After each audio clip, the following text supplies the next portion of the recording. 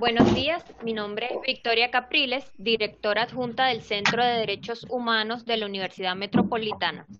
En nombre del equipo del CDH Unimed, les quiero dar la más cordial bienvenida y agradecerles su interés en el conversatorio sobre la Corte Penal Internacional y la Misión Internacional Independiente de Determinación de los Hechos sobre Venezuela, casos en el contexto de protesta. Estamos pues muy complacidos porque acaba de votarse y aprobarse en el Consejo de Derechos Humanos la resolución que ampliará el mandato de dicha misión de determinación de hechos en Venezuela por 2 años. Si durante la exposición de los ponentes les surge alguna duda, por favor anótenlas en el chat del foro y al final van a ser contestadas. Por favor, apaguen sus micrófonos que vamos a comenzar.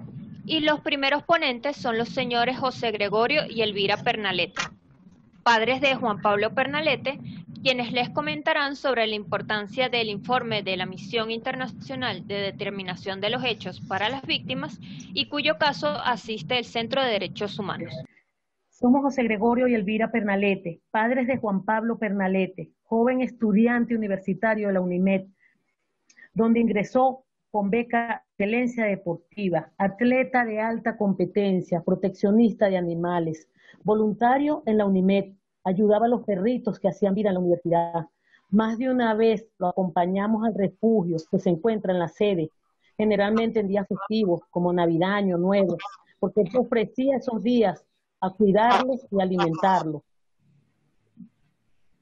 Sí, continúen, señora Juan Elvira. Pablo fue asesinado el 26 de abril del año 2017. Juan Pablo fue asesinado el 26 de abril del año 2017 por un guardia nacional bolivariano, quien le disparó una bomba lacrimógena directo a su pecho a corta distancia, mientras él ejercía su derecho a la libertad de expresión y a la reunión. El Ministerio Público, de manera clara, indicó el 24 de mayo de ese mismo año que a Juan Pablo lo había asesinado un guardia nacional bolivariano. Su muerte responde a un patrón de uso desproporcionado de la fuerza por agentes del Estado en el control del orden público, señalado por la Oficina del Alto Comisionado de los Derechos Humanos de las Naciones Unidas en sus distintos informes desde el año 2017. Hoy en día, el caso se encuentra paralizado. Han pasado 3 años y 6 meses y no hay imputados ni autores materiales ni intelectuales, aunque se conoce la cadena de mando. Y la Misión Internacional Independiente de Determinación de los Hechos señaló que hay motivos razonables para creer que hay una política estatal de ataque a la población civil con todo aquel que critique al gobierno, al que manifieste en las calles.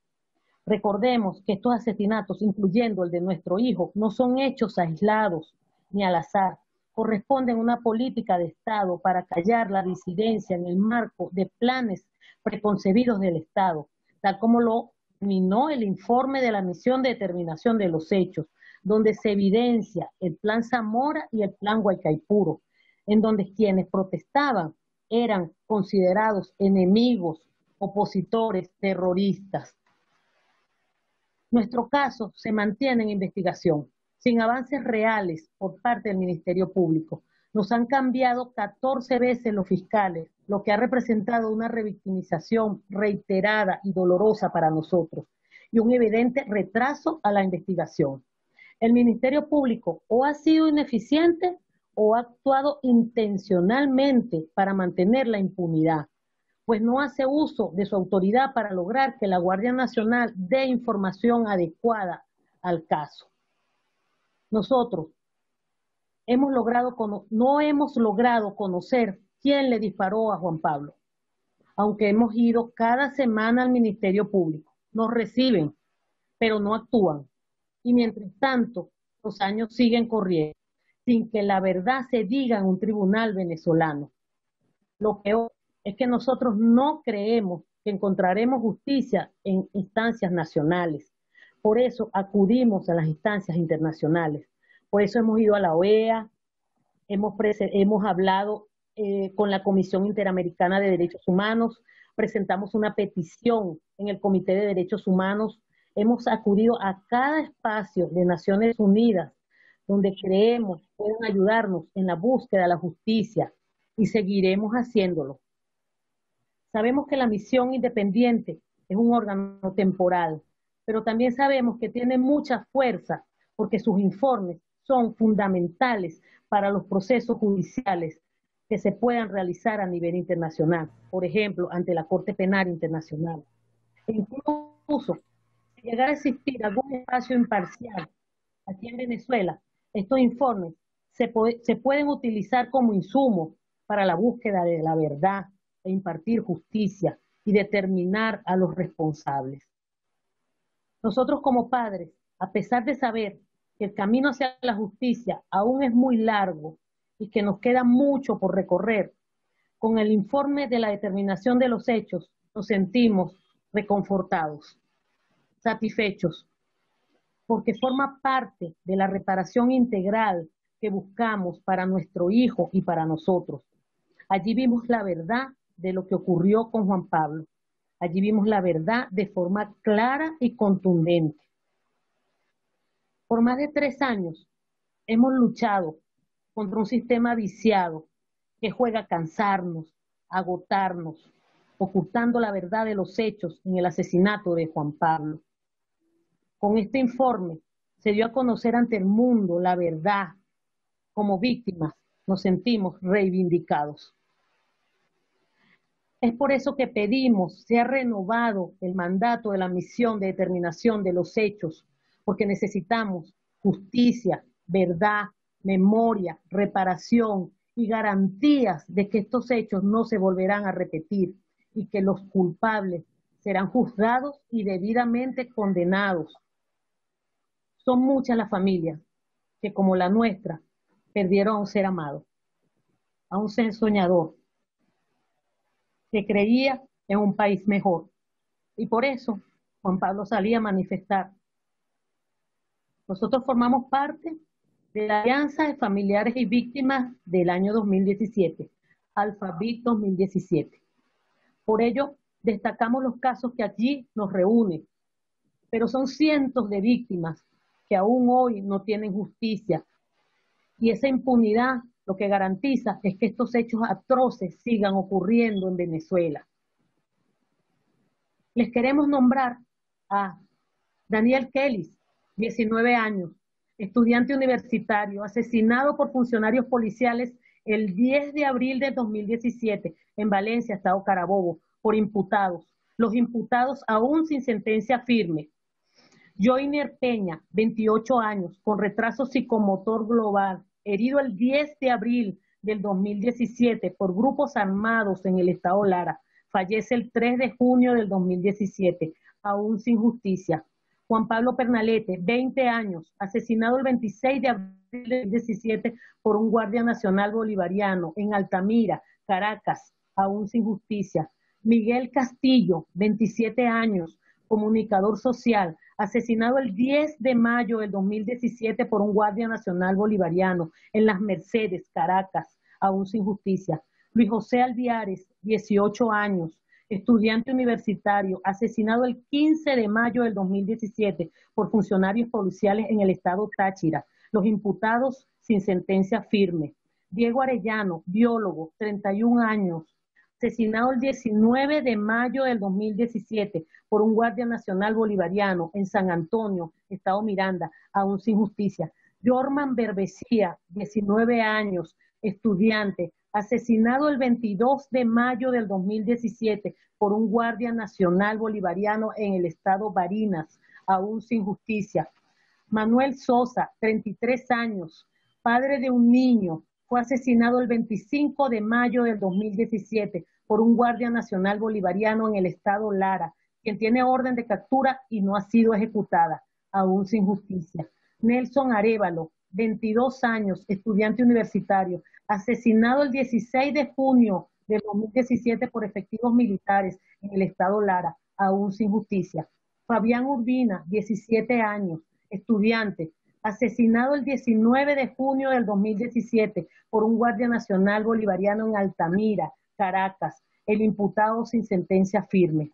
Roberto Durán, 24 años, padre de 2 niños, asesinado el 28 de junio del 2020 por un guardia nacional bolivariano en el estado Lara, aún sin justicia. Rubén Darío González, 16 años, deportista, asesinado el 10 de julio del 2017 por un guardia nacional bolivariano en Valencia, estado Carabobo, el día que se graduaba de bachiller, aún sin justicia. Leonardo González, 48 años, padre y esposo, fue asesinado el 27 de julio del 2017 por funcionarios policiales en Valencia, Carabobo. Los imputados sin sentencia firme. Eduardo Orozco, 19 años, estudiante universitario, asesinado el 7 de agosto del 2017 por el CONAX en el estado Lara, aún sin justicia. Luis Guillermo Espinosa, estudiante, hijo único, 15 años, fue herido el 5 de junio del 2017 por un guardia nacional bolivariano en Valencia, estado Carabobo. Fallece el 13 de agosto del año 2017, aún sin justicia. Estas son personas maravillosas que tenían un futuro, el cual fue truncado, tenían familia y no podemos olvidarlos. Informes como el de la Misión Internacional Independiente es un espacio de memoria y nuestros testimonios en cada evento, en cada lugar al que podemos llegar es una forma de no permitir su olvido. Muy agradecidos. José Gregorio y Elvira Pernalé, 6 de octubre del 2020. Victoria, yo quería agregar que esta narrativa que hizo Elvira de los jóvenes que fueron asesinados, las personas que fueron asesinadas, ¿verdad? Es en orden cronológico de cómo fueron sus asesinatos y los hechos, lo que obedece a un patrón sistemático del uso excesivo de la fuerza contra las personas, ¿verdad?, que fueron a manifestar en varios estados. Nosotros, porque creemos en la justicia, recurrimos a los mecanismos internacionales, entre ellos la misión de determinación de los hechos, donde dimos nuestro testimonio y tenemos la convicción de que hoy va a triunfar la sensatez y que la voz de las víctimas que piden justicia será escuchada para la renovación de su mandato. Vamos a seguir porque sabemos que este camino es largo hasta encontrar la justicia y ante el mundo seguir dando a conocer familias de las víctimas de Venezuela. Actualmente seguimos clamando justicia. Muchas gracias. Muchas gracias, señor José Gregorio y señora Elvira, por su contundente testimonio y por su valentía y resiliencia. Estamos muy complacidos, bueno, que lograron solventar los problemas de conexión, que sabemos que es en Venezuela. Es muy complicado y sí, pues el mandato de la misión acaba de ser extendido por 2 años. Desde el Centro de Derechos Humanos de la Universidad Metropolitana estamos con ustedes.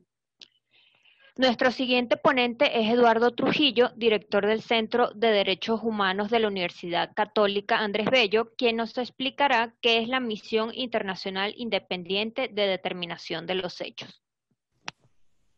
Bien, bueno, muchísimas gracias al Centro de Derechos Humanos de la Universidad Metropolitana por generar este espacio el día de hoy para hablar un poco sobre esta Misión Internacional Independiente de Determinación de Hechos que fue respecto de Venezuela, que fue creada por la Organización de Naciones Unidas el año pasado.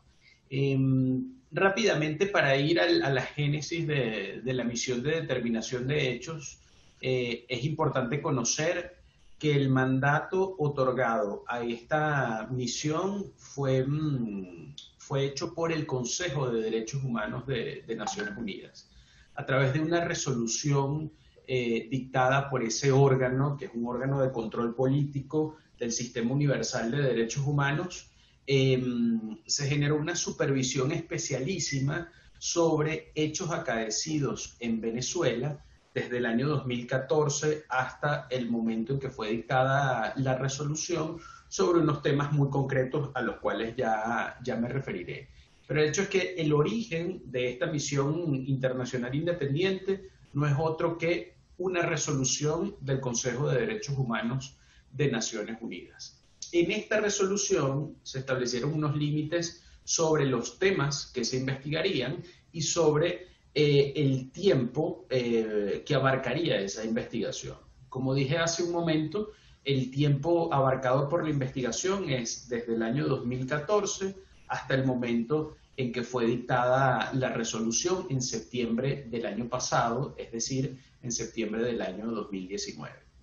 ¿Cuáles fueron los temas que investigó esta misión en particular? Fueron 4 temas: ejecuciones extrajudiciales, desapariciones forzadas, detenciones arbitrarias y torturas y tratos crueles, inhumanos o degradantes ocurridos en el territorio de la República Bolivariana de Venezuela, repito, desde el año 2014 hasta el momento en que fue dictada la resolución. Naciones Unidas terminó nombrando a 3 expertos que fueron los que dirigieron el equipo de investigación de la misión. Estos expertos se mantuvieron en sus países de origen. Teníamos un experto del Reino Unido de Gran Bretaña, una experta que era la presidenta de la misión, Marta Baliñas, de Portugal, y otro experto llamado Francisco Cox, de nacionalidad chilena. Junto con estos expertos trabajó todo un equipo que ayudó a los procesos de documentación y levantamiento de información para la presentación del informe que vimos hace tan solo unos días, y en donde también fue incluido el caso de Juan Pablo Pernalete. Estas personas trabajaron desde Panamá. Fue un equipo multidisciplinario de funcionarios de Naciones Unidas que trabajó desde Panamá y tuvo la posibilidad de reunirse con representantes o dirigir comunicaciones al menos a representantes del Estado venezolano. También tuvo la oportunidad de conversar con víctimas, tuvo la oportunidad de conversar con organizaciones de la sociedad civil venezolana y organizaciones internacionales que trabajan el caso venezolano. Las investigaciones se circunscribieron, repito, a los temas establecidos en el mandato, que los menciono una vez más: ejecuciones extrajudiciales, detenciones arbitrarias, desapariciones forzadas y torturas y tratos crueles, inhumanos y degradantes. En el marco de su investigación, que duró prácticamente un año, la misión de determinación pudo establecer la sistematicidad de graves violaciones a derechos humanos ocurridas en Venezuela en el marco del mandato que tuvieron. Es decir, de las 4 violaciones de derechos humanos evaluadas a lo largo de la investigación. Y uno de los puntos más resaltantes que contiene el informe de la misión internacional es que ha establecido, bajo un estándar de prueba en el marco del derecho internacional, que hay motivos razonables para creer que en Venezuela se han cometido crímenes internacionales. Esto es algo muy importante porque en el marco de este estándar de prueba, el informe ha logrado sintetizar, con el análisis de una serie de casos, ha logrado sintetizar un patrón de violación de derechos humanos que ha implicado o que hay motivos razonables para creer que ha implicado la comisión de crímenes internacionales. Desde el punto de vista de las investigaciones que viene realizando la Fiscalía de la Corte Penal Internacional, que actualmente lleva a cabo sobre Venezuela un examen preliminar, este documento es un documento muy importante porque aglutina en un solo texto una serie de hechos perfectamente narrados y documentados de una manera muy seria y muy rigurosa, que pudiésemos calificar como la preconstitución de una prueba que puede servir, para impulsar la investigación que viene haciendo la Fiscalía de la Corte Penal Internacional. Desde un punto de vista de la justicia internacional, ese es uno de los valores agregados que genera el informe. Hay otro valor agregado que yo creo que los señores Pernalete han descrito de una manera suficientemente amplia, y es que a través de este informe y a través de esta investigación se ha podido poner de relieve la falta de debida diligencia y la falta de respuesta del Estado venezolano para realizar las investigaciones por las violaciones de derechos humanos perpetradas en perjuicio de Juan Pablo Pernaleta, en este caso particular, así de como todo el resto de víctimas que han sido mencionadas en la sesión que estamos teniendo el día de hoy, y ese otro centenar o miles de víctimas que no están siendo mencionadas. El establecimiento del patrón, de la sistematicidad de las violaciones, es algo muy importante para marcar un antes y un después en los procesos de denuncia de violación de derechos humanos que se han hecho en Venezuela en los últimos años. Y tenemos como protagonista al Sistema Universal de Protección de Derechos Humanos, que incluso el día de hoy, habida cuenta de la evidencia recabada en este informe, ha tomado la decisión el Consejo de Derechos Humanos de prorrogar el mandato de esta misión internacional para la determinación de los hechos, con un aproximado de 22 votos a favor y tan solo 3 votos en contra. Votos en contra que puedo citar en este momento. En contra de esta resolución ha votado Eritrea, ha votado Filipinas y la República Bolivariana de Venezuela. El resto de los países integrantes del Consejo, al menos 22 países, apoyaron la resolución y el resto al menos tuvieron la decencia de abstenerse, pero no de plantear un voto en contra. Esto es un reflejo de la contundencia de este informe y del punto de inflexión que puede representar este informe para la protección de derechos humanos en el futuro en Venezuela y para la visión panorámica de los hechos oprobiosos que han ocurrido en el pasado y que no pueden seguir ocurriendo en el país. Desde un punto de vista de organización de derechos humanos y de defensa de derechos humanos, este informe nos plantea una importancia documental por haber sistematizado en un solo texto un grupo importante de casos de violaciones de derechos humanos. Nosotros esperamos que el nuevo trabajo que ahora hará la Comisión Internacional de Determinación de Hechos, que entiendo que se le ha extendido su periodo por un par de años, pueda abarcar otros temas y pueda abarcar incluso un periodo de análisis muchísimo mayor al del año 2014. Esto en síntesis es la génesis, el desarrollo y la finalización de la Misión Internacional de Determinación de Hechos con el informe que conocimos el mes pasado. Sin embargo, esta película va a tener una segunda parte que va a comenzar en este mismo mes de octubre, en vista de la decisión que hace tan solo una hora tomó el Consejo de Derechos Humanos de Naciones Unidas. Yo quisiera dejar la intervención hasta acá y estoy seguro que luego en la ronda de preguntas tendremos oportunidad de aclarar elementos adicionales que han sido o que orbitan alrededor de este tema de la misión internacional. Muchísimas gracias.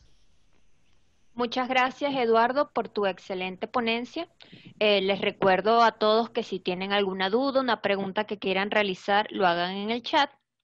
Y a continuación los dejo en manos de Alberto Seijas, abogado y licenciado en Estudios Liberales, investigador del Centro de Derechos Humanos de la Universidad Metropolitana, quien les conversará sobre la definición de crímenes de lesa humanidad y el rol de la Corte Penal Internacional.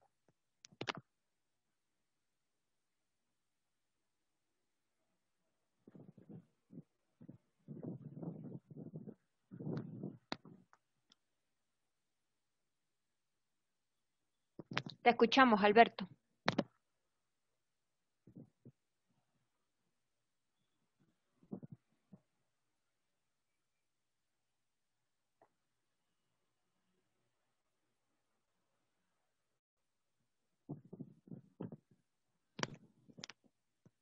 Alberto, ¿nos escuchas? Ajá, no tenía el permiso de iniciar el discúlpame. audio, sí. Bueno, ajá, Gracias a Eduardo Trujillo y a los señores Pernalete por participar con nosotros en este conversatorio. Yo voy a hablarles, como le dijo la profesora Victoria, sobre la Corte Penal Internacional y haré unas breves consideraciones sobre los que son los crímenes de lesa humanidad. Quisiera empezar por establecer la diferencia entre lo que son las violaciones de derechos humanos y los crímenes internacionales. Las violaciones a los derechos humanos establecen la responsabilidad del Estado como una abstracción, como una institución, por el incumplimiento del deber de proteger derechos establecidos en tratados sobre derechos humanos. Esta es tienen un sentido reparatorio distinto al de los crímenes internacionales, que la comunidad internacional ha decidido que por su gravedad, por afectar bienes jurídicos fundamentales que ponen en peligro a la especie humana en su conjunto, merecen un trato especial. Y estos están tipificados en el Estatuto de Roma de la Corte Penal Internacional, y la responsabilidad no es institucional, sino individual. La diferencia es que en el Sistema Universal de los Derechos Humanos y en los sistemas regionales, el Estado es el que repara independientemente de quién esté a la cabeza del Estado. Y en la responsabilidad penal individual es el individuo, es el alto mando. Se persiguen a los altos mandos que dan las órdenes de llevar a cabo todas esas conductas que, como decía Eduardo, en su conjunto perfeccionan un ataque sistemático en contra de la sociedad civil. En la próxima lámina les voy a explicar el breve desarrollo de la Corte Penal Internacional, cómo llegamos a la Corte Penal Internacional. El derecho penal internacional tiene su primera aparición, como se funda, con los tribunales de Nuremberg y los tribunales en Tokio para juzgar a los altos mandos del imperio japonés y del nazismo. De los tribunales de Nuremberg salen los principios que van a servir de base para crear luego los tribunales ad hoc en los años 90 y la Corte Penal Internacional. Esto es para crear la justicia penal internacional. Sin embargo, entre los tribunales de Nuremberg y la creación de los tribunales ad hoc, hubo una época larga de impunidad que cronológicamente se ubica en la Guerra Fría, porque bueno, los intereses de política exterior eran distintos entre las potencias y bueno, no se juzgaron crímenes ocurridos antes de la Segunda Guerra Mundial, durante ni después, por otros actores que no hayan sido los nazis o el imperio japonés. Por ejemplo, el holocausto ucraniano de Stalin, las masacres de Pol Pot en Camboya, etc. Los tribunales ad hoc en la década de los 90, cuando ya termina la Guerra Fría, se forman para juzgar el genocidio que se está llevando a cabo, los crímenes de lesa humanidad en Ruanda y en la ex Yugoslavia. Estos tribunales tuvieron la particularidad que fueron conformados por el Consejo de Seguridad de la ONU ante el riesgo, el peligro que significaba para la comunidad internacional y para el orden internacional en general que este tipo de conductas de políticas se llevaran a cabo en Europa y en África y en la comunidad internacional en general. Este antecedente sirvió para que, en conjunto con una propuesta de Trinidad y Tobago de crear una Corte Penal Internacional para juzgar crímenes de narcotráfico, en su conjunto estos antecedentes sirvieron de impulso para la creación de la Corte Penal Internacional, a pesar de que el narcotráfico no sea un crimen sobre el cual la Corte tenga competencia. ¿Cuáles son las características de la Corte Penal Internacional? Bueno, la Corte Penal Internacional es un tribunal independiente, que está en la otra lámina, que establece responsabilidad penal individual, no establece responsabilidad del Estado como institución, y al ser un tribunal permanente, no, a diferencia de los tribunales ad hoc, no era un tribunal con una jurisdicción temporal que tuviera un objetivo preciso y un objeto con el cual, al cumplirlo, termina de existir. La idea de la Corte Penal Internacional es que a futuro tienen la intención de prevenir que este tipo de crímenes se sigan cometiendo, porque van a ser juzgados, porque la impunidad le abre el paso a la comisión de estos crímenes, pero al tener la certeza de que van a ser juzgados en una Corte Penal Internacional, se espera que los altos mandos se abstengan. La jurisdicción de la Corte es complementaria de los estados. ¿Por qué? Porque se activa solo en caso de que los estados no puedan o no quieran juzgar a sus altos mandos por la comisión de esos crímenes, y fue creada por un estatuto, no por orden del Consejo de Derechos Humanos. ¿Qué quiere decir? Que fue un pacto en el que los estados se comprometieron a que iban a adaptar sus jurisdicciones nacionales a los principios de la Corte, y que en el caso de que no puedan o no quieran, la Corte iba a tener jurisdicción de juzgar a sus nacionales por la comisión de esos crímenes, o los crímenes que se cometan en sus territorios. Es un órgano independiente, lo que quiere decir que no depende de las Naciones Unidas, no le rinde cuentas a las Naciones Unidas, y no es retroactivo porque no puede juzgar crímenes que se hayan cometido antes de su entrada en vigor, que fue el 7 de julio del año 2002. En la siguiente lámina vamos a ver el derecho. ¿Qué derecho aplica la Corte? La Corte, para juzgar a los altos mandos y a los responsables de crímenes de lesa humanidad, usa en primer lugar el Estatuto de Roma y el documento que establece los elementos de los crímenes y el reglamento de procedimiento y prueba. Esto siempre lo hace complementándose con las jurisdicciones nacionales. Cuando el estatuto no es suficiente para juzgar crímenes de lesa humanidad, también se puede aplicar tratados de derecho internacional humanitario, principios y normas de derecho de conflictos internacionales. Se puede usar también principios generales del derecho internacional y de todas las jurisdicciones penales del mundo. ¿Por qué? Porque el Estatuto de Roma es un compendio de los principios penales de las jurisdicciones alrededor del mundo. También el Estatuto de Roma establece la posibilidad de que la Corte use interpretaciones anteriores, decisiones anteriores para juzgar casos presentes. Por ejemplo, el caso de usar decisiones sobre Myanmar para juzgar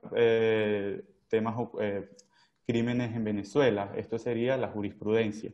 Pero esa interpretación que hagan sobre la jurisprudencia, sobre los principios, sobre los tratados, debe hacerse siempre respetando principios internacionalmente reconocidos, principios y derechos relativos a los derechos humanos internacionalmente reconocidos. Ahora bien, ¿cómo se activa la competencia de la Corte Penal Internacional? Hay tres supuestos que están en la próxima lámina sobre cómo la Corte Penal Internacional puede iniciar una investigación. Puede ser porque un Estado que haya firmado el Estatuto de Roma envíe una comunicación. A pesar de que es Corte Penal, no se envían denuncias, sino comunicaciones. Entonces, si un Estado parte remite una situación en su territorio a la Corte Penal Internacional, o por un nacional de su territorio a la Corte Penal Internacional, el fiscal debe iniciar puede tomar la decisión de iniciar un examen preliminar. puede ser también que el Consejo de Seguridad de la ONU remita un caso a la Corte Penal Internacional. De igual forma, es decisión del fiscal iniciar la investigación o el examen preliminar y el desarrollo del mismo, y cuando el fiscal ha iniciado la investigación de oficio. En este caso, siempre se hace a través de comunicaciones que recibe la Fiscalía de la Corte Penal Internacional. ¿Cómo puede un Estado que no sea parte del estatuto enviar una comunicación a la Corte o remitir un caso a la Corte? Lo más común en las ocasiones en las que se ha hecho, que, por ejemplo, Palestina, lo hacen a través del Consejo de Seguridad. El Consejo de Seguridad tiene la facultad de remitir casos de estados no partes del estatuto a la Fiscalía para comenzar un examen preliminar. Ahora, una vez que se activa la competencia de la Corte Penal Internacional por una de estas tres vías, en la Fiscalía se evalúan la competencia, los distintos tipos de competencia. ¿Qué quiere decir que sea competente? Que la Fiscalía pueda llevar a cabo una investigación, por ejemplo, por la Comisión de Crímenes de Lesa Humanidad en Venezuela en el contexto de protesta. ¿Qué evalúa? En la siguiente lámina vamos a ver que evalúa, en primer lugar, la competencia personal y la competencia territorial. Estas son condiciones previas. ¿Por qué? Porque la Corte solo es competente sobre personas que sean personas físicas mayores de 18 años, y para iniciar una investigación tiene que tener competencia personal, es decir, que sea nacional la persona, el presunto responsable de la comisión de esos crímenes, sea nacional de un Estado parte del Estatuto de Roma, o que el presunto responsable haya cometido los crímenes internacionales en un Estado, en un territorio parte del Estatuto de Roma. Y eso es muy importante porque eso nos va a dar la competencia temporal. Si el criterio es la nacionalidad, tiene que ser, la Corte tiene competencia sobre los crímenes que hayan ocurrido en el país, en el Estado del nacional, desde que entró en vigor el tratado, el estatuto, en el Estado del que el presunto responsable es nacional. Por ejemplo, en Venezuela, el estatuto entró en vigor en el año 2002, el 7 de julio de 2002. Entonces, si el criterio es juzgar a un venezolano por crímenes cometidos donde sea, se tiene que tomar en cuenta la entrada en vigor del estatuto en Venezuela. Y si se van a juzgar crímenes en Venezuela cometidos, sea por cubanos, puertorriqueños, el que sea, la nacionalidad, también se debe tomar en cuenta la entrada en vigor del estatuto en Venezuela. Y no se puede juzgar nada con anterioridad. No se pueden juzgar crímenes que hayan ocurrido en Venezuela antes del 2002, crímenes internacionales. Y los crímenes que se hayan cometido en Venezuela a partir del año 2002 son imprescriptibles, lo que quiere decir que si en el contexto de las protestas del 2014 al 2017 se cometieron crímenes de lesa humanidad, pero esos crímenes no se siguen cometiendo, aún la Corte es competente porque eso no prescribe. Y la competencia material son los crímenes sobre los cuales la Corte puede juzgar a los presuntos responsables.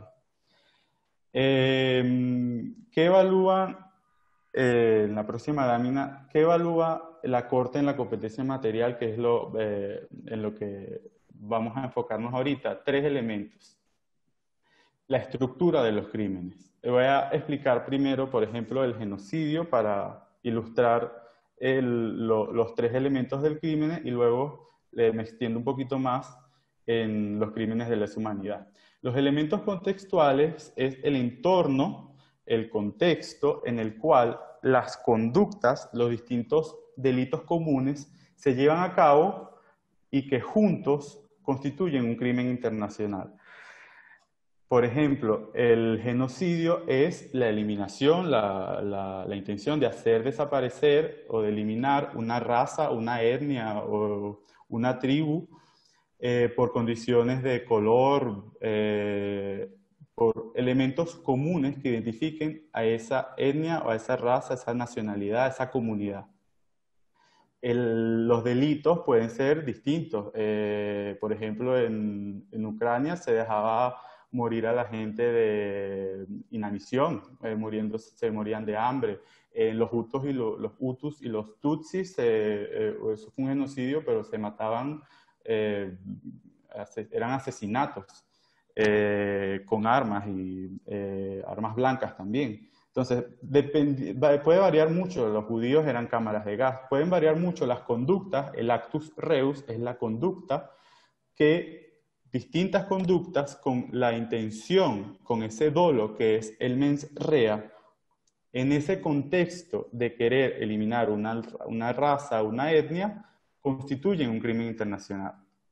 Ahora, ¿cómo funciona en los crímenes de lesa humanidad y por qué en Venezuela se considera que se están cometiendo crímenes internacionales o crímenes de lesa humanidad?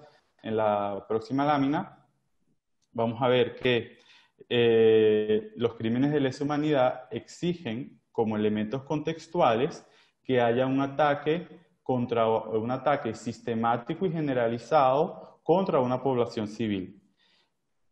El contexto puede ser un tiempo de guerra, un tiempo de paz, conflicto armado internacional o no internacional.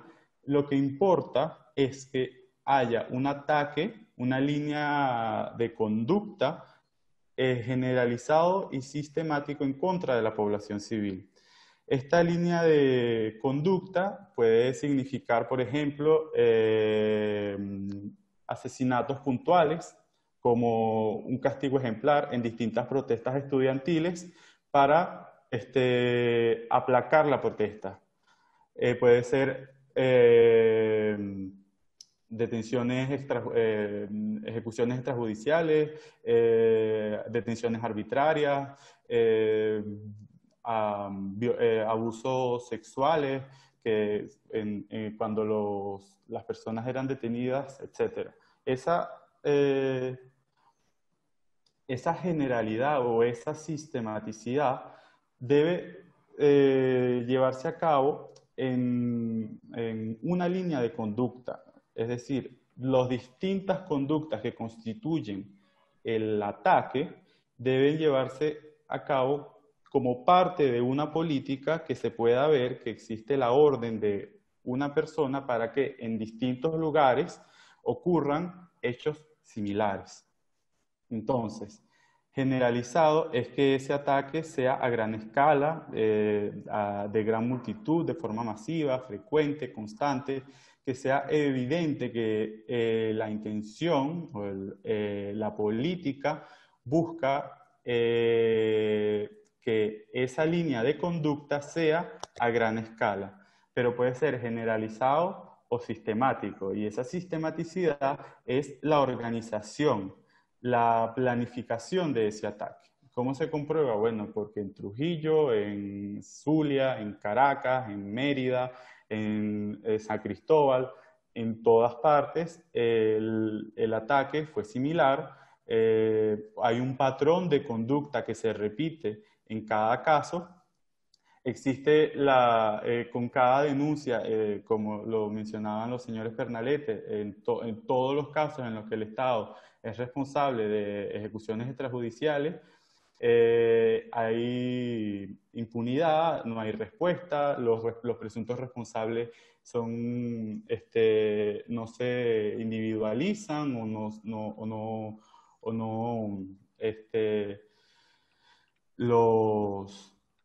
hay un comentario, ok. No van presos, no son judicializados. En fin, Para terminar, voy a explicarle que a diferencia del crimen de genocidio, en los crímenes de lesa humanidad no se requiere la intención del autor, se requiere solo que todas esas conductas formen parte de un ataque y que el autor sepa que esa política existe y él forma parte de esa política. Creo que me excedí en el tiempo, pero bueno, disculpen y espero que a pesar de lo rápido haya sido claro. Y bueno, listo. La profesora Andrea les va a explicar más a profundidad el tema del caso de Venezuela ante la Corte. Gracias, Alberto, por tu presentación, sumamente esclarecedora. No te preocupes por el tiempo, estamos muy orgullosos de tenerte en el equipo. Finalmente es el turno, como les comentaba Alberto, de la profesora Andrea Santa Cruz, abogada, especialista en ciencias penales y criminológicas y directora ejecutiva del CDH UNIMED, quien disertará sobre la situación Venezuela 1 ante la Corte Penal Internacional y las diferencias entre la Misión Internacional Independiente de Determinación de los Hechos, el Alto Comisionado de las Naciones Unidas para los Derechos Humanos y la CPI. Te escuchamos, Andrea. Muchas gracias, Victoria, y bueno, muchísimas gracias a todas y todos por estar con nosotros el día de hoy. Para nosotros este evento es muy valioso por varias razones. La primera, porque nos acompañan víctimas que hemos acompañado durante mucho tiempo y a quienes apreciamos profundamente y admiramos, y pudieron plantear su testimonio a pesar de las dificultades tecnológicas, pero lo hicieron con gran valentía como siempre lo hacen, porque además contamos con uno de nuestros más constantes aliados, que es el CDH-UCAP, y también con nuestros mismos miembros, como es el caso de Alberto. Y además, en cuanto a su contenido, hemos decidido plantearles a ustedes lo que es la diferencia entre la misión de determinación de hechos, la Oficina de la Alta Comisionada y la Corte Penal Internacional. Y hemos visto esta necesidad porque en muchas oportunidades el común de las personas, aquellos que no ejercen actividades de defensa de derechos humanos, pues le cuesta entender todas estas instancias y la importancia de las mismas. Entonces, bueno, pasemos rápidamente, voy a empezar al revés de lo que decía Victoria, voy a empezar por las diferencias entre la misión y la Oficina de la Alta, así como la Corte Penal Internacional, para luego hablarles muy brevemente sobre lo que es la situación de Venezuela. Entonces les pido que pasen a la siguiente lámina para mostrar un esquema de lo que es el sistema de Naciones Unidas. Allí podemos ver que depende de la Asamblea General, o sea, que son subsidiarios de la Asamblea General, el Consejo de Derechos Humanos y la Oficina de la Alta Comisionada para los Derechos Humanos.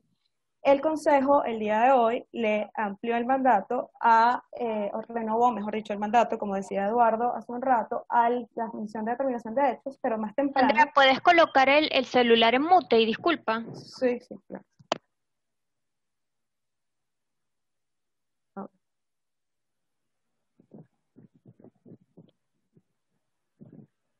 Avísame si ya no hace el feedback. Perfecto.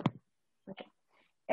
Entonces, el tema de que más temprano les comentaba que también el Consejo también le hizo una ampliación o renovación más bien del mandato a la Oficina de la Alta Comisionada para los Derechos Humanos.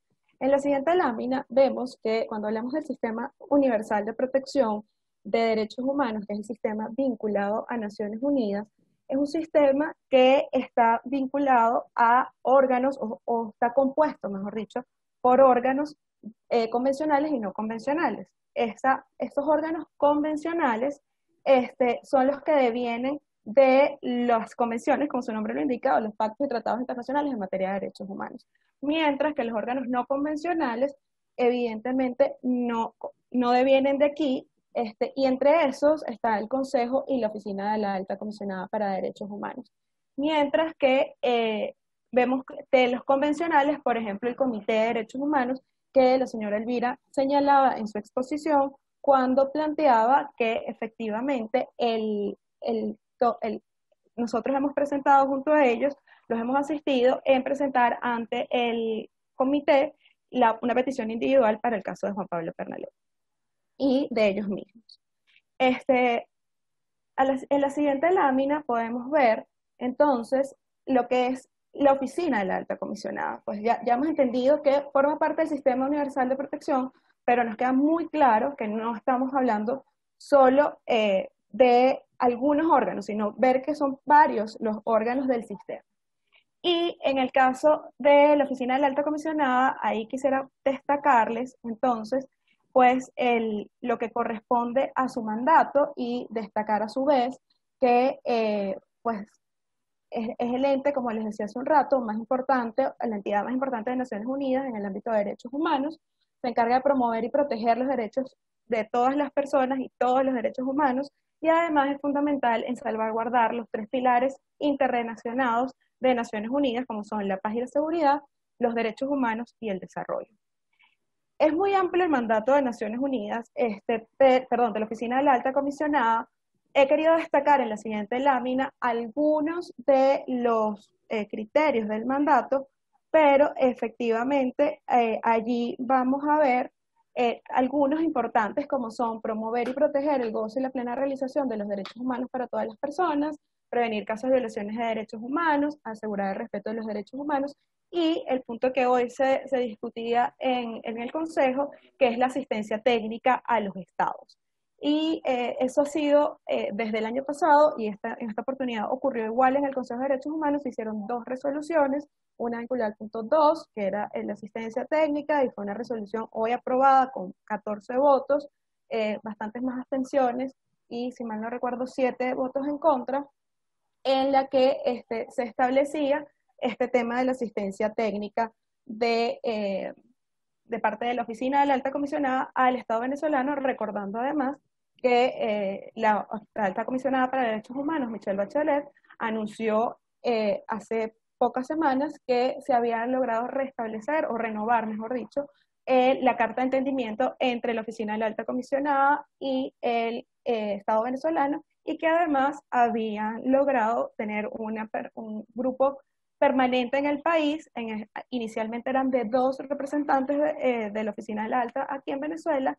En este momento se estableció oficialmente a 6 personas, entre otros acuerdos o compromisos que asumió el Estado con la Oficina de la Alta Comisionada. Y otra cosa que creo muy importante destacar es que la Oficina de la Alta Comisionada para los Derechos Humanos debe fortalecer y hacer más eficiente el sistema de Naciones Unidas en la esfera de derechos humanos. Es un compromiso interesante porque es una de las preocupaciones que vemos en las víctimas, y es sentir que el sistema de Naciones Unidas en general, en oportunidades, es muy lento para la obtención real de justicia. La misión de determinación de hechos pues ya fue descrita ampliamente por Eduardo. Yo solo traigo a colación en la siguiente lámina algunos puntos destacables para la diferenciación, y es que es un órgano temporal de carácter no judicial. Sus investigaciones han sido muy importantes para aportar elementos decisivos en los procesos judiciales, tanto en tribunales ad hoc como en la Corte Penal Internacional. Está encargado de investigar alegaciones no solo en materia de derechos humanos, y ahí vamos a ver una gran diferencia con la Oficina de la Alta Comisionada, porque la Oficina de la Alta Comisionada solo se refiere en su mandato a lo largo de él, y por eso hice referencia a varios de los puntos, a el tema de derechos humanos, mientras que la Misión Internacional Independiente para la Determinación de los Hechos, o en inglés Fact-Finding Mission, pues se refiere e investiga alegaciones de violaciones del derecho internacional de los derechos humanos, del derecho internacional humanitario y del derecho penal internacional.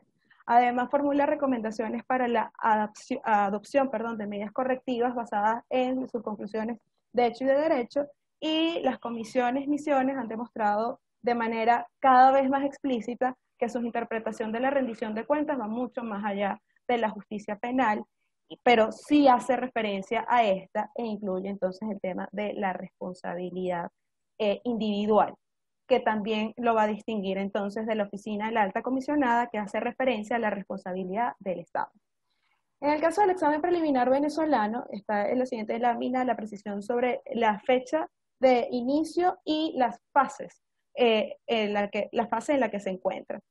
El examen preliminar de Venezuela o de la situación de Venezuela, hoy conocida como Venezuela 1, fue iniciado por la oficina de la fiscal de la Corte Penal Internacional el 8 de febrero del año 2018, y el 27 de septiembre de 2018 recibió esta oficina una remisión de parte de 6 estados partes, valga la redundancia, del Estatuto de Roma, en la que señalaban la importancia de ampliar temporalmente el análisis que estaba haciendo la Fiscalía, porque la Fiscalía inicialmente se había referido solo a los hechos ocurridos en el año 2017 o desde el 2017 en adelante, y los estados partes le solicitaban que el examen preliminar incluyera también eventos ocurridos desde el año 2014 en adelante. Ese examen preliminar se encuentra en fase 2, el examen preliminar consta de 4 fases. La fase 2 se refiere a las competencias, que sí, recordamos las láminas que hablaba Alberto, él pues establecía lo que sería la competencia temporal, territorial, personal, y efectivamente la Corte lo que está evaluando en esta fase es si hay motivos razonables para creer, y destaco esta expresión, para creer que efectivamente en Venezuela están ocurriendo crímenes, o sea que es posible considerar que están ocurriendo crímenes de la competencia de la Corte Penal Internacional. En diciembre del año pasado, la oficina de la Fiscalía de la Corte, que presenta todos los años en diciembre en el marco de la Asamblea de Estados Partes, presenta un informe anual sobre los exámenes preliminares, señalaba en el caso venezolano, que estimaba un avance, o ellos decían específicamente una variación en el estatus del examen preliminar, que podría ser o un avance a fase 3 o el cierre del examen preliminar. Nosotros creemos, y tenemos más fuerza en esa creencia después del informe de la misión de determinación de hechos, que el examen va a avanzar a fase 3. En fase 3, ¿qué se va a evaluar? Se va a evaluar complementariedad, es decir, como la Corte es complementaria al sistema del país, eso significa que si Venezuela quiere y puede juzgar los crímenes en su territorio, es donde debe realizarse el juzgamiento. Pero es posible que no quiera o no pueda juzgar, y en consecuencia entonces la Corte dice, bueno, yo que complemento el sistema lo puedo hacer. Eso se va a evaluar en esa fase 3, y lo otro que se va a evaluar en la fase 3 es la gravedad de los hechos. La última fase, fase 4, se refiere al interés de la justicia. Creemos que tanto la fase 3 como la fase 4 se desarrollarían con más rapidez que la misma fase 2, que es en la que nos encontramos en este momento. En la siguiente lámina, para entender la Corte rápidamente, esquemáticamente, después de lo que conversó Alberto, pues entendemos primero que hay un sistema que el Estatuto de Roma creó. Ese sistema está integrado por la Asamblea de Estados Partes y, como les dije, se reúne de manera ordinaria todos los diciembres, a veces en La Haya y a veces en Nueva York. Está también integrado por la Corte Penal Internacional y por el Fondo Fiduciario para las Víctimas. Son los 3 órganos independientes que constituyen el sistema del Estatuto de Roma.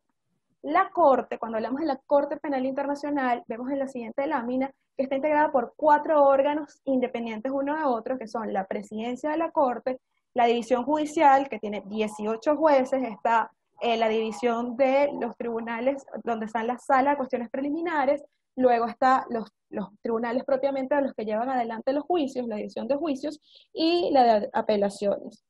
Además tenemos la oficina de la Fiscalía, que es la que se encarga de estos exámenes preliminares y las investigaciones, así como de realizar las acciones que como fiscal debe hacer ante los tribunales. Y por último, la oficina de registro, que entre muchas de sus competencias tiene apoyar a las defensas y representantes de las víctimas. Esto es un cuadro resumen de las diferencias entre la misión, la oficina y la ICC, o la Corte Penal Internacional. ¿Por qué hago este cuadro resumen? Bueno, primero para que entendamos que son órganos distintos, pero además para que observemos que estos órganos no son excluyentes unos de los otros. Por el contrario, podemos verlos incluso como complementarios entre sí. Entonces, la misión de determinación de los hechos es un órgano temporal no judicial que pertenece a Naciones Unidas.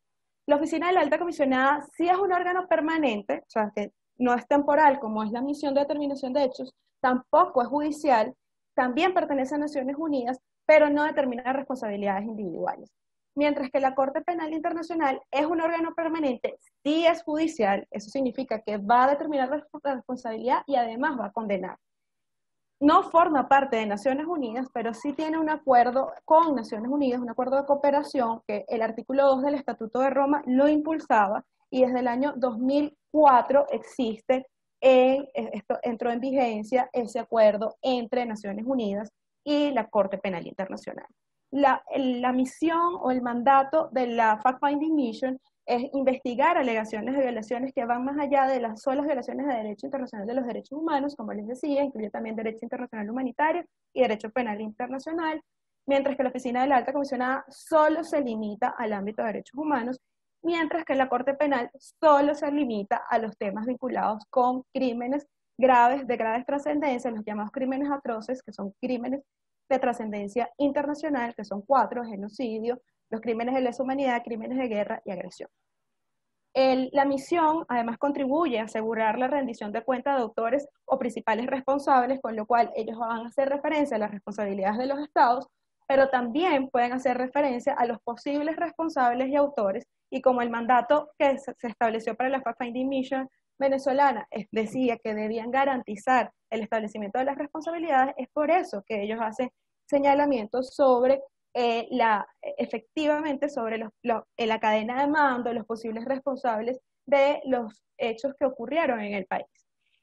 Pero al final ellos no condenan. Fíjense que lo que hace la misión, es decir, tenemos motivos razonables para creer que estas personas cometieron estas violaciones graves de derechos humanos, que además algunas de ellas pueden ser consideradas crímenes atroces, y recomendamos que se realicen las acciones judiciales competentes en las instancias correspondientes. La Oficina del Alto Comisionado, por el contrario, como les decía, nada tiene que ver con la responsabilidad individual, solo se refiere a la responsabilidad estatal, mientras que la Corte sí determina la responsabilidad penal por crímenes atroces y condena a quienes efectivamente hayan sido debidamente juzgados en la Corte y hayan sido declarados culpables. Con esto entonces damos por cerrado este conversatorio desde los términos de los ponentes y queremos escuchar sus inquietudes, preguntas. Lamentamos los inconvenientes técnicos y agradecemos su paciencia y esperamos pues haya sido para ustedes tan provechosos como nosotros deseábamos que fuera. Muchísimas gracias. Muchas gracias, Andrea, por tu excelente intervención. Como bien comentaba, pues ahora vamos a pasar a la ronda de preguntas. He anotado las que han escrito por el chat. Si alguno de ustedes tiene alguna duda, este es el momento pues de que las escriban, ¿no?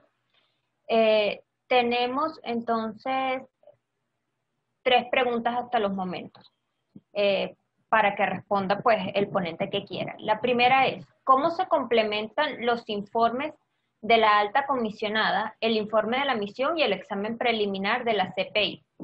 ¿Son todos insumos para determinar responsabilidades individuales? Bueno, ya creo que esa Andrea la contestó al final.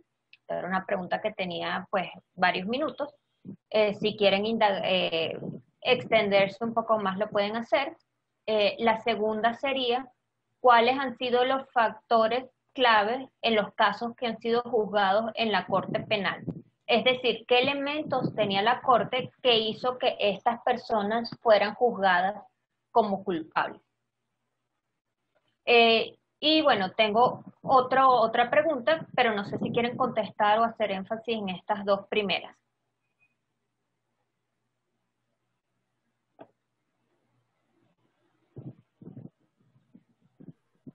Sí, el evento se ha prolongado un poco más de lo esperado y Eduardo Trujillo lamentablemente se tendrá que retirar. No sé si hay alguna pregunta que se refiera solo al tema de la misión, de forma que él pueda atenderla y retirarse, y nosotros quedarnos con el resto de las preguntas.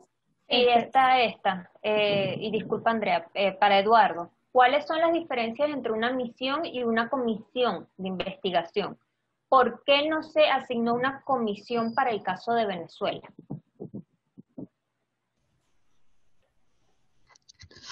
Y bueno, en este caso, Parte de lo que se abogó el año pasado de las organizaciones de la sociedad civil fue que en Venezuela, digamos, no nos fuésemos por la vía de la misión, sino que nos fuésemos por la vía de la comisión de investigación, que tiene unas capacidades de recabar muchísima más información y pueden ser, en experiencias comparadas, han sido, digamos, iniciativas un tanto más portentosas, un tanto más fuertes a la hora de determinar hechos que han implicado la Comisión de Crímenes Internacionales. Lamentablemente el Consejo de Derechos Humanos el año pasado, no el Consejo, los países que integran al Consejo, que fueron quienes promovieron la resolución, consideraron que no era oportuno plantear directamente la creación de una comisión para el caso venezolano, porque pensaron que no tendría los apoyos políticos. Sin embargo, la misión internacional de determinación de hechos ha generado unos resultados que yo considero bastante favorables, tal como lo intenté describir en mi presentación, y ahora con la extensión de mandato seguramente podremos tener unos resultados muchísimo mejor al término de este segundo mandato. La imposibilidad de acceso a territorio o la posibilidad de que desde la distancia se puedan realizar investigaciones en el formato de misión de determinación de hechos es algo que genera un valor agregado. En el caso de las comisiones de investigación, aunque también se pueden hacer desde la distancia, el acceso a territorio es bastante más recomendable. Yo creo que esa puede ser digamos, un redondeo general sobre esta pregunta en particular. Muchísimas gracias, Eduardo, y gracias por haber participado como ponente el día de hoy. Entonces creo que podemos contestar las dos otras preguntas que son un poco más amplias, y si alguien más tiene algún tipo de intervención o algún tipo de pregunta puede por favor realizarla en el chat. Vuelvo a decir las preguntas anteriores. ¿Cómo se complementan? Podemos indagar un poquito más los informes de la alta comisionada, el informe de la misión y el examen preliminar de la CPI. Muchísimas gracias, Natalia. La intención al final era un poco que pudiéramos ver esto, pero lo resumiría yo en términos generales en que la oficina de la alta comisionada está velando de alguna manera constantemente por la situación de derechos humanos en Venezuela. Es la única además que tiene acceso en este momento al terreno, con lo cual esto pues es muy valioso porque tiene un contacto directo con las víctimas, o tiene la posibilidad de tener contacto directo con las víctimas, mientras que la misión no pudo entrar al terreno, pero no poder entrar al terreno, y creo que esto es muy importante señalar, no significa que su informe tenga menos mérito. Por el contrario, su informe cumplió con una metodología claramente establecida en el mismo informe, sí tuvo acceso a las víctimas, sí tuvo acceso a informes de organizaciones de derechos humanos, tuvo acceso a los testigos, a los expedientes, en fin. Ellos, como bien han señalado en el mismo informe y en distintas presentaciones, la misión pudo estudiar 223 casos y con mayor detalle 48 casos. Y con esa información, no solo limitarse a temas vinculados a violaciones de derechos humanos, que lo hace de manera magistral, sino que además señala de manera con una óptica desde la perspectiva del derecho penal internacional que le permite a su vez ir hacia los posibles responsables en materia de estas violaciones y de crímenes de lesa humanidad, los crímenes que considera tienen motivos suficientes para creer que están ocurriendo en el país.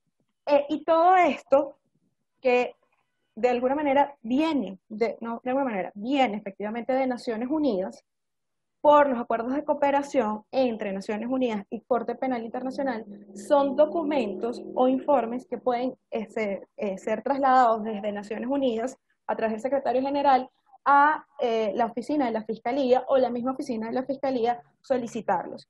No dudo por lo público que, son estos informes, tanto de la Oficina del Alta como de la misión, ya el personal técnico de la Fiscalía de la Corte Penal Internacional que trabaja en la situación de Venezuela tengan conocimiento de esto y estén trabajando con respecto a ellos mismos. Entonces, es posible que estos informes sirvan para la fundamentación o motivación que pueda dar efectivamente la oficina de la Fiscalía de la Corte Penal Internacional en diciembre, que es cuando podremos saber si hay un avance a fase 3, o sea, hay un cierre del examen preliminar.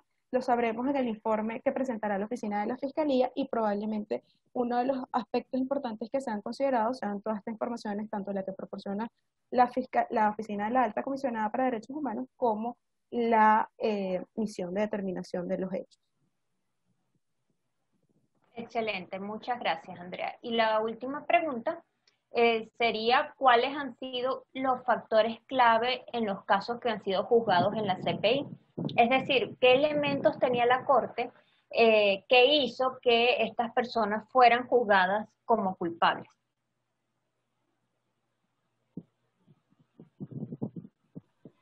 Alberto, no sé si quieres tú comentar algo o quieres que yo tome la pregunta.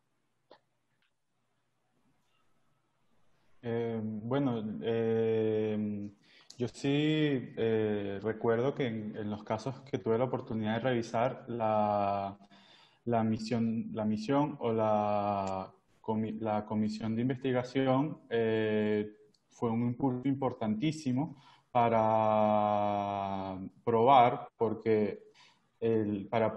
los crímenes internacionales. La Corte, como es complementaria a la jurisdicción de los estados, tiene una barra,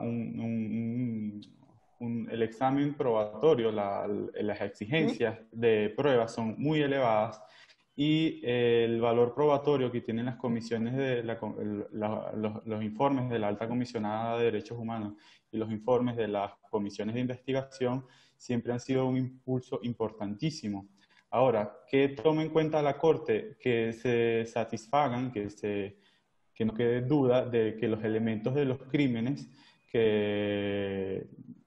por los cuales se están investigando a los presuntos responsables estén satisfechos en las pruebas, que se compruebe, por ejemplo, en los crímenes de lesa humanidad, que hubo un ataque sistemático o generalizado en contra de una población civil, que el presunto responsable estaba consciente de las circunstancias que determinaban el carácter de ese ataque, y que esa línea de conducta, esas distintas conductas que formaban parte del ataque, se hacían persiguiendo los objetivos de esa política. Por eso, vista la gravedad de estos ataques y el carácter contractual del Estatuto de Roma, es súper importante que se vayan documentando las distintas realidades, los distintos hechos y el valor con los que he tenido la oportunidad de conversar sobre esto. Nos explican siempre que es importantísimo que no queden dudas, que no haya espacio a una duda razonable de que la persona que cometió el hecho estaba consciente, el presunto responsable estaba consciente de las circunstancias que estaba llevando a cabo. Sin embargo, seguro la profesora Andrea va a tener una explicación mucho más clara, y no sé si quiere agregar algo. Gracias, Alberto. Lo hiciste muy bien y ha sido muy claro. Yo lo que quería agregar a la pregunta que nos hace Natalia es que cuando evaluamos desde la Corte Penal Internacional, y lo que planteaba Alberto es muy importante, el estándar probatorio. El estándar probatorio en el examen preliminar es exactamente igual al de la misión de determinación de los hechos, y no es casual. Así lo decidieron quienes eran el equipo de quienes constituían la misión, y lo hacen justo para ser un aporte muy importante para la Corte Penal Internacional, y de hecho su recomendación 65 está orientada a la oficina de la Corte, de la Fiscalía de la Corte Penal Internacional. Pero no es suficiente para que una persona sea juzgada, porque en este momento, el examen preliminar, si se fijan, no hay casos. En este punto, lo que hay es una situación y se están evaluando los hechos, y si esos hechos de alguna manera se entienden como que está ocurriendo en el marco de un ataque. El ataque implica, como decía Alberto, una línea conductual en el que haya una política, en particular en el caso venezolano, sea una política estatal. Y si se fijan en el informe de la Oficina de la Alta, se han hablado de patrones. Esos patrones son indicios a las políticas. El informe de la misión de determinación de los hechos sí habla específicamente de las políticas que existen desde el Estado. Ellos plantean en particular dos, una vinculada a la eliminación prácticamente de los opositores o críticos del gobierno, y la segunda es una política igual de control en el marco de las operaciones de seguridad. Estas políticas ellos te están indicando que son políticas del Estado que establecen unas conductas, una línea de conductas que permiten garantizar algo que afirmaban los señores Pernalete, y es que el caso de Juan Pablo no es un hecho aislado. No es que ese grupo, había un guardia que, ese día decidió salir a matar gente y mató a Juan Pablo. No. Es que eso responde a un patrón que era el de uso excesivo de la fuerza, como lo decía la Oficina de la Alta Comisionada, pero en el marco de una política que termina siendo de control y de agresión hacia los opositores o personas críticas, entre otras, las que salen a manifestar en las calles, y entonces son víctimas de desaparición forzada o por ejemplo, en el caso de Juan Pablo lo calificaron como privación arbitraria de la libertad, en el caso de la misión. En cuanto a, y de alguna manera esto entonces nos dice, bueno, van a ver, es necesario para la Corte poder ver efectivamente que esto existe, es decir, que está el ataque, pero además que ese ataque es o sistemático o generalizado, puede ser una u otra o las dos. Y entonces la Corte va avanzando hacia eso, y cuando dice, sí, en Venezuela están ocurriendo crímenes de lesa humanidad, ahora vamos a ver los casos. Y eso es lo que se hace en la investigación. Se individualiza víctimas y victimarios, y por eso es en la fase de investigación que es posible, no es algo que a juro tenga que ocurrir, que se emitan órdenes de aprehensión en contra de quienes van a ser juzgados para garantizar el proceso efectivamente ante la Corte. Y el proceso ante la Corte va a ser exitoso en la medida en que efectivamente la Fiscalía sea capaz de probar, sin que haya duda razonable, en contrario, pueda probar que efectivamente esas personas fueron los responsables de los hechos. ¿Qué dificultades ha visto la Corte? La Corte es perfectible, y estoy segura que muchos de ustedes lo saben. El caso es como el de Colombia, tiene 16 años en examen preliminar, y hay quienes dicen que una justicia tardía no es real justicia, pero en definitiva lo que sí es cierto es que hemos visto en la Corte situaciones en las que se condena a alguien, por ejemplo en el caso Bemba, pero luego la Corte de Apelaciones revierte la decisión. Y eso ocurre en buena medida porque hay factores vinculados a un aspecto jurídico y judicial que es muy importante, y que es la diferencia entre el tema de la Corte Penal Internacional y los mecanismos que existen de Naciones Unidas, y la importancia de entender que cuando hablamos de las responsabilidades individuales es necesario que efectivamente se les garanticen los derechos a quienes están siendo imputados, acusados y posteriormente serán condenados, y que tiene que haber un estándar muy alto y un trabajo muy fuerte desde la Fiscalía. Espero que sí complemente lo que ya muy bien había dicho Alberto y sea útil para Natalia, que hacía la pregunta. Excelente, muchas gracias, Andrea. Tenemos una última pregunta. Sé que muchos de ustedes, bueno, que están interesados en realizar intervenciones o preguntar más, pero ya nos hemos pasado del tiempo. Entonces, Andrea, en una respuesta corta y concisa, Antonieta Núñez pregunta, ¿cómo incide el informe de la misión propiamente a nivel interno, a nivel nacional? Buenísimo. Veo que hay personas que hubiesen querido intervenir o hacer alguna pregunta, pero el tiempo no nos está ayudando, entonces pongo a disposición mi correo electrónico, que es asantacruz@unimed.edu.be.